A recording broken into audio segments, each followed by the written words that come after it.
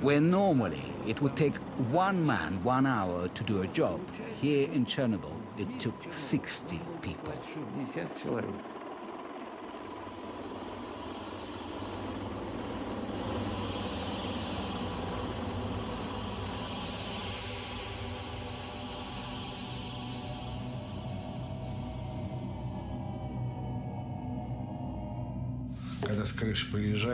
When we came down off the roof, it felt like our blood had been sucked dry by vampires.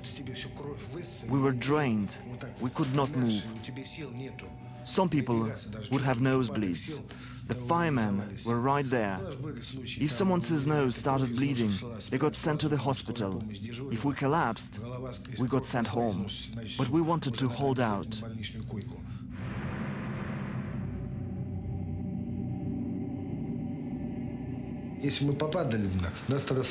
But at that time we were young and strong. Our health is shot. We've lost everything.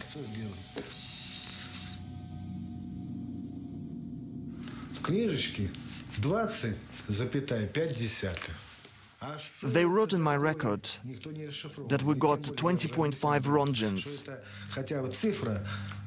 But what did that mean? That number was several times lower than the actual dose.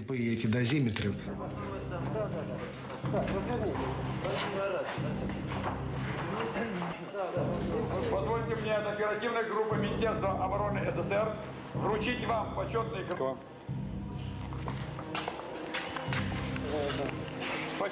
As a reward, each soldier receives a liquidator certificate from the army and a 100-ruble bonus, the equivalent today of about $100 US.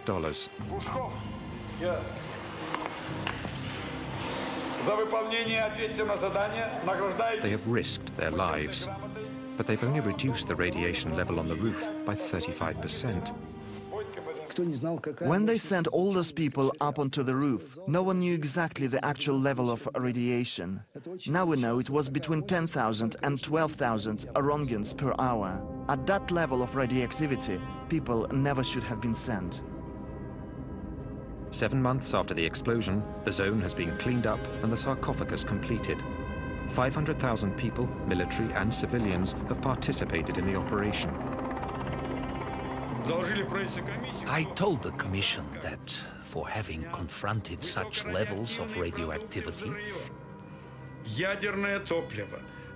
having cleaned up all that graphite and having accomplished such heroic tasks, our soldiers needed something symbolic, like putting up our flag.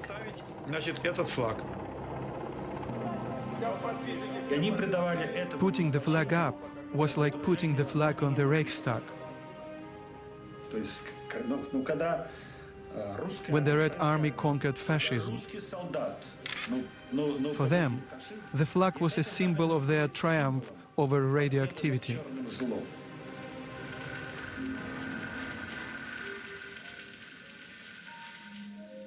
Each team of liquidators celebrates the end of the operation in their own way.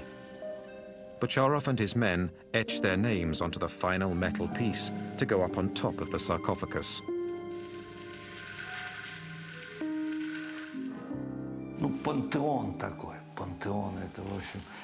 Our sarcophagus is a pantheon, a tomb, a mausoleum. Our second mausoleum. After that, we stopped building nuclear power plants.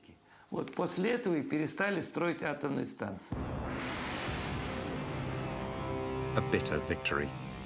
The country will never recover.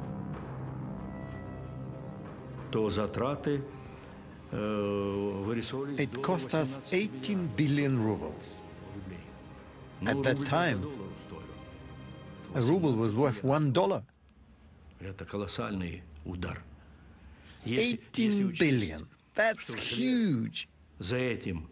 And if you consider that shortly after the price of oil collapsed, you can imagine the trouble our country and perestroika were up against.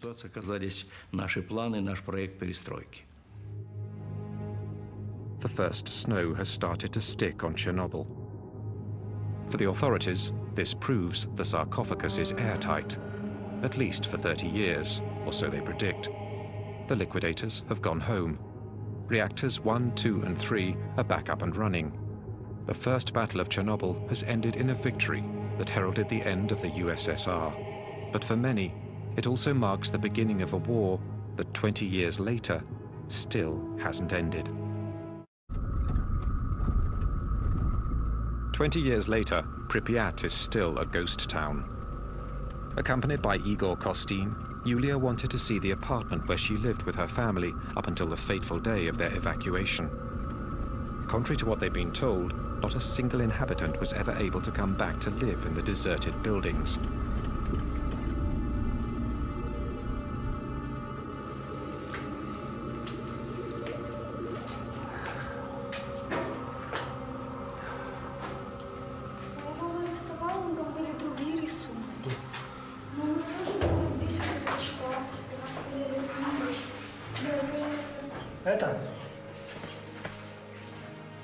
Потрогай стену, раз ты пришла к себе домой.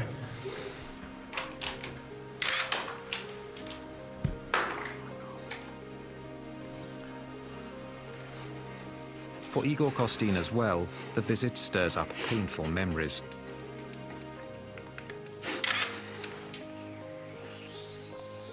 He was fatally exposed to radiation during the 7 months he spent covering the battle. Since then, he's had to be hospitalized for over 2 months each year. Новую энергию в завтрашний день. Родина, как никто, больше дает энергию человеку. Это твоя родина, твоя земля сейчас впитала всю мощность, что только мы не можем дотянуться.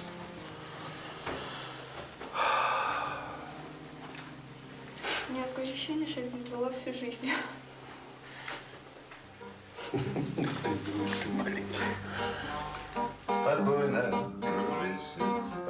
For the hundreds of thousands of atomic refugees, as for the hundreds of thousands of veterans from the Battle of Chernobyl, the fight against their invisible enemy hasn't let up. Everyone who went to Chernobyl is still suffering from the radioactivity their bodies absorbed.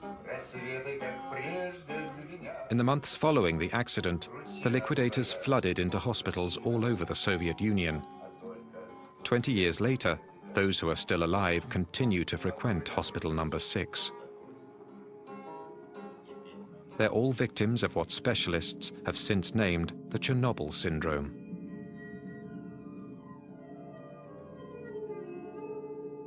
We've all got a bunch of symptoms: heart, stomach, liver, kidneys, nervous system. Our whole bodies were radically upset by the metabolic changes caused by radiation and chemical exposure.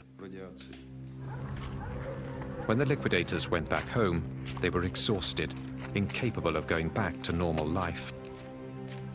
20 years later, many of those who survived are disabled and unable to work. And the authorities appear to be ignoring their plight by cutting down their welfare money.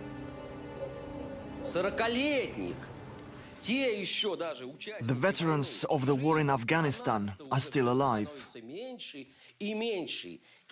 while we are slowly wasting away. I have written a poem about this.